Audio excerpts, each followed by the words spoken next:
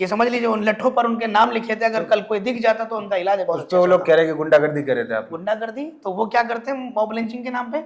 वो क्या करते हैं बजरंग दल लेकर जो हुड़दंग मचाते हैं? हमारे आत्मसम्मान की लड़ाई, हमारे भी बाबा साहब हैं, हमारे भगवान हैं, तो हम उनकी लड़ाई लड़ रहे हैं। ये क्यों जय श्री राम के नारे लगाते फिरते हैं? इस वक्त हमारे साथ अनिकेत धानुक हैं, आजाद समाज पार्टी के दमदार युवा नेता हैं। और ग्वालियर में जो कुछ भी चल रहा है, ग्वालियर में बाबा साहब की मूर्ति लगनी थी, हाई कोर्ट में उस पर तमाम विवाद हुए। मिश्रा जी एक वकील साहब हैं, वो उल्टा सीधा बोले कि यहाँ लगने नहीं देंगे, जाके अपने निजी संपत्ति में लगाइए, ये सरकारी जगह पे बाबा साहब की मूर्ति कैसे लग सकती है। तो अनिकेत धानुक हमारे साथ हैं। अनिकेत, क्या सोचते हैं इस बारे में, जिस तरीके का रिएक्शन आया, और बाबा साहब की मूर्ति लगाने से किसको दिक्कत हो सकती है? देखिए, ये वही लोग हैं जिन्होंने बाबा साहब के जीते जी बाबा साहब की शव यात्रा निकाली। ये संघ की मानसिकता से प्रभावित लोग हैं जो इस देश में मनुस्मृति के हिसाब से चलना चाहते हैं। उन्हें इक्वलिटी पसंद नहीं आती, वो सुपीरियर अपने आप को दिखाना चाहते हैं कि हमसे बड़ा कौन है। ये संविधान के आने से, वो जो वकील बने वो किसकी वजह से बने? भारत के संविधान की वजह से। बिल्कुल। तो और किसने लिखा? क्या बाबा साहब अम्बेडकर की वो बराबरी कर सकते हैं? बाबा साहब की धूल के बराबर नहीं है वो Mishra.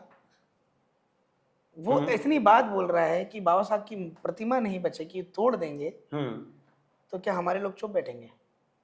Chief justice of Madhya Pradesh ने बोला कि आप प्रतिमा लगनी है वहां पर, उन्होंने प्रस्ताव पास किया। उनसे बड़े हो गए क्या मिश्रा जी?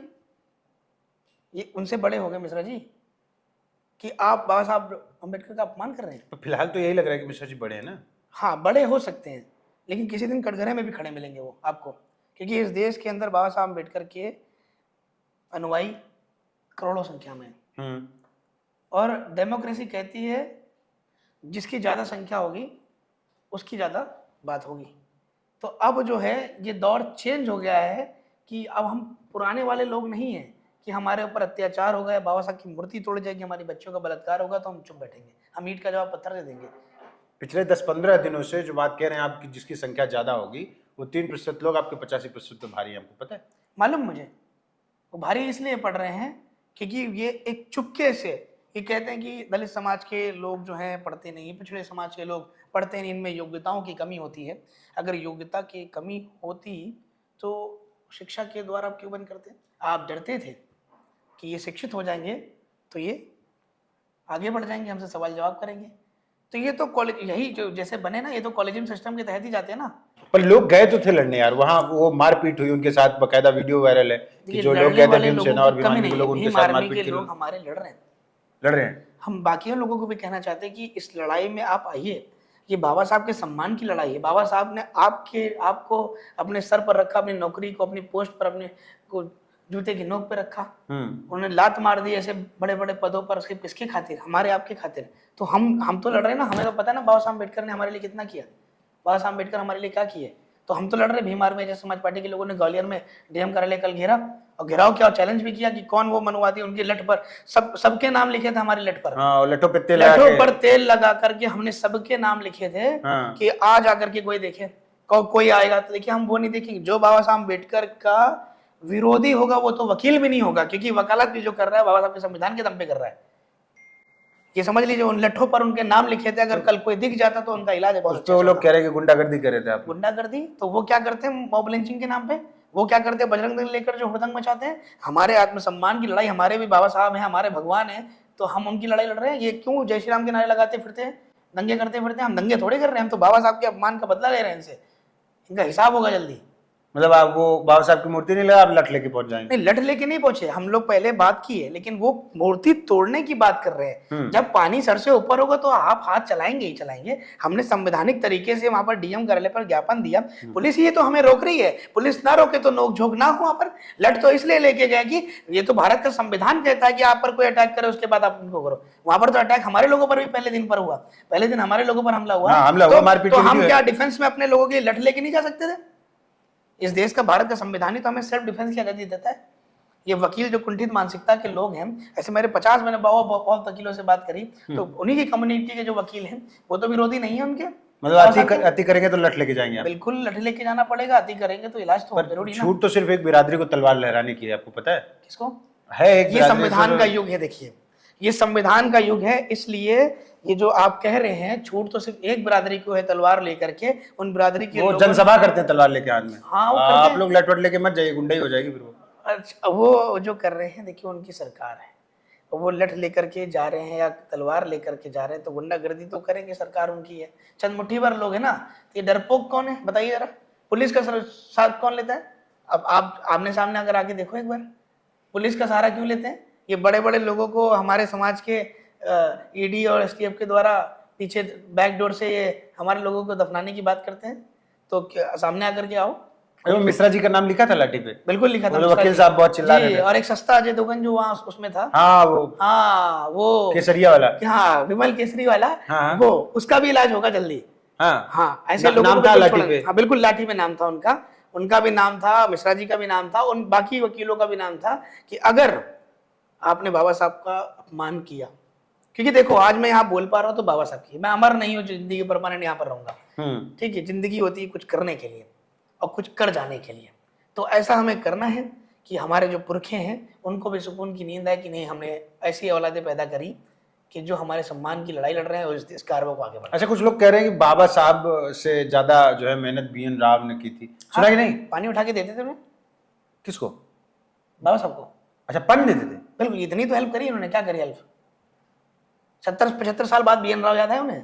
सो रहे थे ये, पढ़ने तो ये पहले जाते थे ब्राह्मण, ये तो हमसे पहले कॉलेजों और यूनिवर्सिटियों में थे, तो फिर क्यों नहीं ये कह पाए कि बाबा साहब अम्बेडकर ने लिखा, BN राव ने लिखा?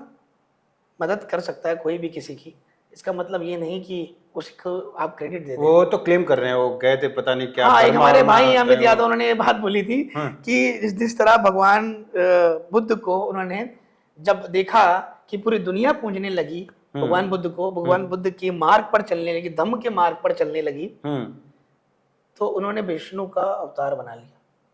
ठीक है, अवतार नहीं है मतलब, अब बुद्ध तो खुद ईश्वर के खिलाफ है, बुद्ध खुद इनलाइटमेंट की बात करते हैं। अपदीपो भव। अपदीपो भव क्या, आपको खुद आप समझना होगा, अपना दीपक स्वयं नहीं बनना है, गुरु चेला पद्धति रही है, आपको सीखना ही पड़ेगा। हमारे मोंक हैं, हमसे सीखना ही पड़ेगा आपको कि कैसे मार्ग है, कैसा चलना है, धम्म क्या है, करुणा क्या है, मैत्री क्या है। ये भारत का संविधान ही बुद्ध के बेस पर है, ये जो बार बार विधानसभा संसद बुलाई जाती है, तो ये बुद्ध ने ही तो कही कि बार बार बैठकें नहीं जब नहीं होती हैं जिस समाज में, वो समाज ध्वस्त होने लगता है। जिस समाज में करुणा नहीं होती है वो समाज ध्वस्त होने लगता है। आजकल संसद और विधानसभा सबसे ज्यादा ध्वस्त कर रहे हैं समाज। हाँ एग्जैक्टली, क्योंकि ये बुद्ध के खिलाफ है, आप समझिए, ये बुद्ध से चला रहा है, ये जो संघ नाम दिया है बुद्ध से आया है, ये बहुत बड़ी लंबाई मतलब जो लोग वहां बैठे हैं वो बुद्ध के खिलाफ है। बिल्कुल, ये कुछ सालों बुद्ध के खिलाफ क्यों नहीं है आप बताइए? भारत का प्रधानमंत्री देश दुनिया में जाता है, कहता है कि हम बुद्ध की धरती से आए, भारत के बड़े बड़े उद्योगपति जाकर कहते हैं मैं बुद्ध की धरती से आया हूँ, यहाँ पर सीना ठोक करके बुद्ध का अपमान कर रहे हैं बौद्ध गया परिसर में, बौद्ध मंदिर के, हमारे मंदिर के परिसर के सामने, कि वहां पर हवन कर रहे हैं, वहां पर बौद्ध भिक्षुओं पर हमला कर रहे हैं, उनको जय बौद्ध उपासकों के ऊपर जय श्री राम नारे लगा के उनको मारा जा रहा है। तो ये बुद्ध का अपमान नहीं है? बुद्ध का अस्तित्व मिटाने की यहाँ पर साजिश रचे हैं, बाहर जाकर के कहते हैं कि बुद्ध के देश से हम आए हैं। उतार के देखो उन सारे मंदिरों में जो भगवानों के ऊपर चोला है, पता चल जाएगा वो किसके मंदिर है। अच्छा, ये जितना महात्मा बुद्ध को ये प्यार करते हैं उतना ये बाबा साहब को भी आजकल बड़ा प्यार करते हैं, अपने हर पोस्टर में बाबा साहब को जगह दे देते हैं। ये सोचते हैं कि बाबा साहब अम्बेडकर जो है को पूरी दुनिया मानने लगी है। तो जिसे मैंने बुद्ध को बताया कि जब ये बुद्ध को विरोध करते रहे, ये नहीं बुद्ध को खत्म कर पाए, ठीक है, तो इन्होंने साजिश रची कि ये जो है बुद्ध जो है विष्णु के अवतार है, जबकि बुद्ध खुद ईश्वर के खिलाफ है, ठीक है। उस तरह बाबा अम्बेडकर जो खुद आज जो लोगों जीते जी ये संघ से निकले हुए लोग, जब बाबा साहब अम्बेडकर की सब यात्रा निकाले तो वो लोग आज बाबा साहब चिल्ला रहे, तो ये उनके मन में कहीं ना कहीं ये चल रहा है कि वो एक कहावत चली आई है शुरू से कि आपका करनी और कतनी में अंतर है, ठीक है। तो ये करते कुछ और हैं, बोलते कुछ और। अच्छा, इस संघियों को बाबा साहब से दिक्कत क्या है? सवाल ये है, भाजपा को क्या दिक्कत है? सरकार दोनों जगह, चाहे तो लग जाए, कल लग जाए। देखिए, अभी आपने हाल ही में मध्य प्रदेश में एक घटना सुनी होगी, इस देश की बेटी जो है उसने इस देश को गौरवान्वित महसूस कराया, इस देश का सम्मान रखा। वॉर के टाइम पर कर्नल सोफिया कुरैशी जो इस देश का सम्मान बढ़ाई, उसका अपमान मध्य प्रदेश सरकार में एक मंत्री ने किया, और सुप्रीम कोर्ट के ऑर्डर पर भी उसकी अरेस्टिंग नहीं हुई, हाई कोर्ट के ऑर्डर पर भी उनकी अरेस्टिंग नहीं हुई। आप देखिए, हमारे जो चीफ जस्टिस ऑफ इंडिया, उनको अपमान किया गया महाराष्ट्र के महाराष्ट्र के अंदर, उनको प्रोटोकॉल नहीं दिया गया क्योंकि वो दलित हैं। ठीक है, तो यहाँ पर एक बात और समझनी होगी हमें कि इस देश में जो डिस्क्रिमिनेशन है वो इकोनॉमिकल बेस पर नहीं है, वो कास्ट बेस पे है, वो तो कास्ट बेस पे है। अच्छा, अगर मान लीजिए मूर्ति नहीं लगेगी तो जुल्लट तैयार है नाम लिख के, उसका कहाँ कहाँ उपयोग होने वाला है, कुछ अंदाजा है? देखिए, मूर्ति लगवानी है कि नहीं लगवानी, कैसे लगेगी? बाबा साहब अम्बेडकर की तो वहीं लगेगी, हाईकोर्ट, ग्वालियर हाईकोर्ट में ही लगेगी, मूर्ति वहीं लगाएंगे, वहीं लगाएंगे। देखिए, इनका नारा था राम मंदिर वहीं हम बनाएंगे। हाँ, ठीक है, तो इनकी आस्था है तो हमारी आस्था नहीं है क्या? बताइए। बिल्कुल है, ठीक है, इनकी आस्था है तो हमारी भी आस्था है। हमारी आस्था डॉक्टर बाबा साहब अम्बेडकर में। बाबा साहब अम्बेडकर की प्रतिमा देखिए वहीं लगेगी। भीम आर्मी के लोगों ने वहाँ पर प्रदर्शन किया और वहाँ पर हमारी बातचीत लगातार चल रही है। अगर वहाँ नहीं माने तो पूरी दुनिया में लगेगा। तो ये हमारे साथ अनिकेत है और कह रहे हैं कि बाबा साहब की मूर्ति वहां लगेगी, और जैसे वो मंदिर वाला नारा था कि मंदिर वहीं बनाएंगे तो मूर्ति वहीं लगाएंगे। बाकी पूरी दुनिया में बाबा साहब हैं, उनको कोई समाप्त नहीं कर सकता।